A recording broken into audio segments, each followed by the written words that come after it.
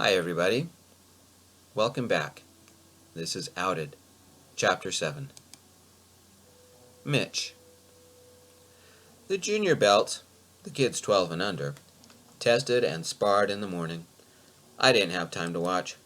Sensei had me in my truck running errands, retrieving trophies, setting up said trophies in crescent formation, and handing out about 1,000,000 flyers and programs.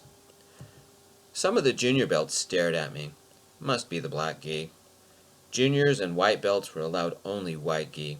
Black gi were a privilege of those yellow belt or higher. Or maybe the ponytail. I was the only guy in the gym who had one. Or maybe the blonde stripe on my head. Time to dye the roots. Then Sensei Robert sent me out with the black belt I trained with to buy 10 more cases of water bottles. The advantage of owning a truck. You are very popular. About noon, when the junior belts finished, they received their certificates and participation ribbons and a few trophies. They stopped at the cake, grabbed a bite, and exited out to the parking lot to mingle. The teens and the adults filed in, black gi, white gi, a couple of red gi, and even a pink gi. There weren't as many teens and adults as there were juniors, but we were louder. A few people carried umbrellas, and a couple had hoodies and jackets. The spectators took their seats. One of the senseis from the other dojos made opening remarks. I didn't pay attention. Somebody had to bring in the trophies and ribbons and certificates and set them up on the display tables, including a 3-foot-tall championship trophy. Sensei Robert had a bunch of those. Gray clouds began to fill the sky. The forecast was for an evening downpour.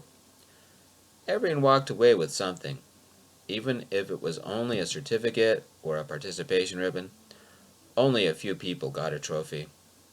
I could tell which ones would probably get a trophy. They had practiced or sparred the most. Several people were on the mat stretching or practicing sparring. Sensei Robert had me help bring the other sheet cake in from the van. 3 people to carry the cake, 3 to carry the tarp over the cake to keep the light rain off. And then I was off for 10 more cases of water bottles and a packet of certificates Sensei had left on his desk back at the dojo. Then back in time for the kata exhibition. All this running around was making me tired. Or my glucose was going up. Crap. I had forgotten the morning glucose test and my morning insulin and lunch. As soon as I finished the kata demonstrations, I ran behind the judges' table, pulled out my backpack, and ran to the chairs. Mitch, get ready, Sensei yelled from across the hall. Just a minute. I pulled out the meter, opened the strips, and did a quick test. Nearly 100 points higher than it should be. All the exercise and missing the morning insulin was taking their toll.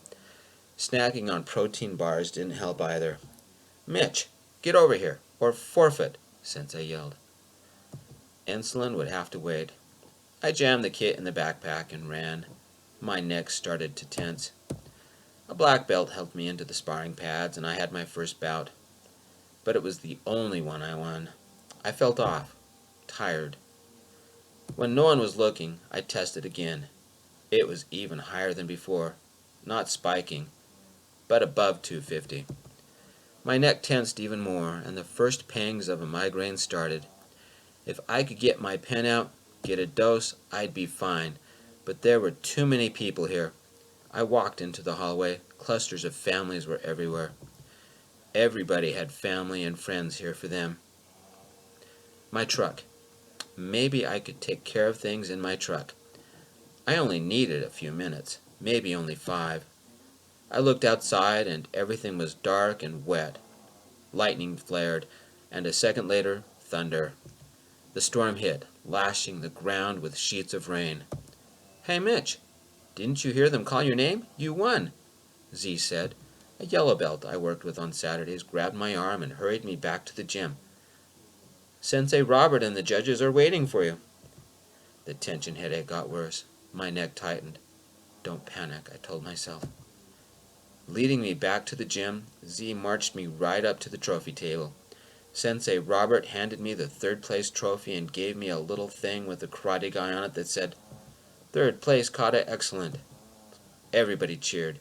Somebody stuffed my mouth with cake, and I swallowed.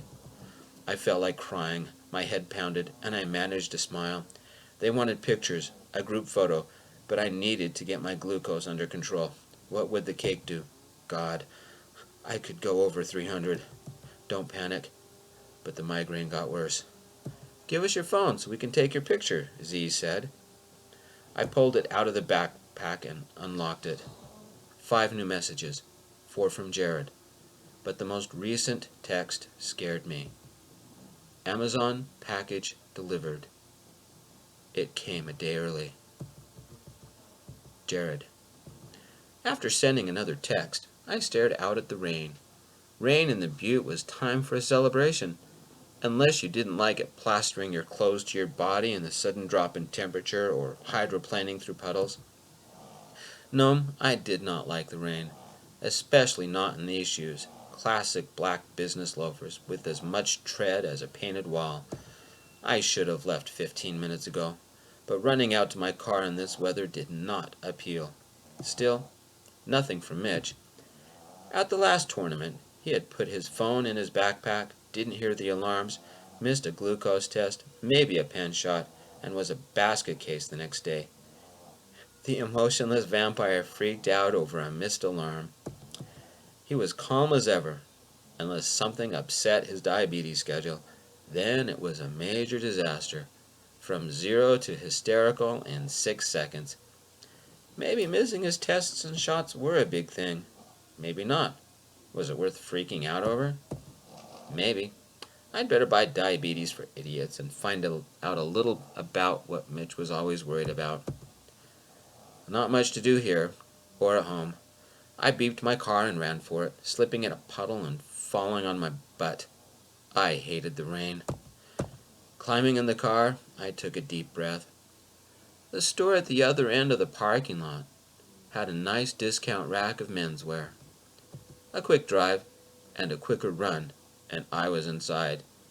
Nothing like the smell of new clothes to improve my day. "Hey, Jared, back again?" The middle-aged hippie attendant with a neck tattoo of a peace sign stood up from her stool at the cash register. "Don't you love the rain? I'm going outside to have a smoke. Come get me when you find something." Half the fun of shopping was the hunt. Sometimes I could find the right size and the right color for the right price. A turquoise golf shirt hung from the end of the rack. Nice color. I walked over and picked it up and held it against my body. The little thrill of the hunt opened up in my chest. Discounted 30%. I took it to a mirror. Turquoise did look nice on me, made my gray eyes look almost blue. The final test? Did it fit? I stepped into the dressing room and tried it on. Too tight. Maybe they have one a little bigger. Switching back to my work shirt, I smiled. The hunt was on. An hour later, I took my finds to the cash register. A good night. I had found another turquoise golf shirt in my size, a sky blue silk button-down shirt, and a t-shirt with a vintage Aerosmith design. Good deals. 30% off of the golf shirt, 50% off the vintage, but full price on the sky blue silk. But I looked good in it. That was all that was important. I was tempted to change to the Aerosmith. Mitch wasn't the only one who looked good in the vintage. This was better than the almost sex I had the other night. Was I getting jealous of Mitch? Maybe a little envious. I could wear one of my new shirts and show off the vintage. Why not visit him at the tournament? Mitch. Somehow I escaped from the people who wanted pictures. The hat was already here. I had to leave. "Sensei Robert," I said. My teacher looked up from the notes of the tournament he had been looking at. "Good job today." "I need to leave for 30 minutes. My blood sugar is going crazy," I said. "Are you sure you should be driving in this weather?" I pulled out the hair tie and gathered my hair back into a ponytail and replaced the tie. My parents live only a couple of blocks away. I won't be long. Hurry back, he said. We need help putting all the chairs away. I ran to my truck, ignoring the rain. The parking lot had a few cars left, and I pushed 20 miles an hour getting out of it. The package had been delivered. If it was by the door, no problem. If Noemi had found it, she'd have put it on my bed, but she would have gone home by now. If Donna had found it, she might have taken it to the master's bedroom, thinking it was hers. If she opened it, she'd cut it up with a pair of scissors and throw it out. But if Bailey had found it and opened it, he would burn it.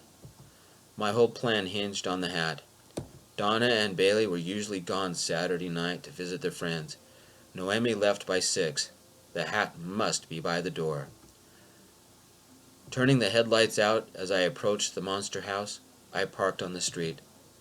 No Maserati or Beamer X6. So far, so good. The house was dark. No lights inside, no porch lights or security lights outside. I climbed out with my backpack and looked about. No one. My heart beat like I'd been on a roller coaster. I crept up to the front door. No package. I glanced about again. Still no one. I moved around to the back. Still no package. Maybe it was inside. Bailey had installed one of those locks that delivery men could use. Taking a deep breath, I unlocked the door and turned the light on in the mudroom. There it was, a little rectangular box. It had arrived. I sighed with relief. Everything was set for tomorrow night. I picked it up, ran into the kitchen, and peeled the tape off. Success. A black baseball cap with the word Pride in rainbow letters and a little price tag hanging from the back. Tomorrow would work out. Placing the cap on my head, I ran from my room and brought the G-Skyer telescope to the mudroom. Back in the kitchen, I pulled open the drawer for the garbage bags and pulled one out and covered the G-Skyer. My tunic was soaked, so I removed it and threw it on the chair. I could be ready for tomorrow night right now. With a couple of garbage bags, I could move out tonight and never have to come back. I spent 10 minutes packing everything I owned into 3 garbage bags and set them in the mudroom. I carefully wrapped the dragon chess set in a 4th. Tonight was my last night in the monster house. I'd never have to see Donna or Bailey again. I took the insulin out of the fridge and set it on the dragon chess set. I would leave. First, though, my blood sugar. Opening up the backpack, I lined up my meter and lancet and spilled out the test strips on the glass table so I could grab one easily. I took the reading. Spiking. 350. Shit. I already suspected it would be bad, but not like this. Then I realized I had been fighting the fatigue and the oddness all day. I'd had the symptoms and been too excited to realize it. Pulling out my journal, I recorded it and the fact I had missed my insulin shots today. The migraine pounded like a bass drum between my ears. Dumping out the backpack, I searched for the Aleve. No Aleve. Jared must have taken it with him. That's okay. I had some Tylenol back in my room. It wasn't the end of the world. Just another shot of insulin and some Tylenol and I would be fine. Too many insulin shots in one place meant the insulin would lose effectiveness over time. No one was here to see anything, so I prepped the insulin pen and pulled the gi bottoms down to my knees to expose my thigh. The back door clicked. Bailey stood in the doorway. Shit.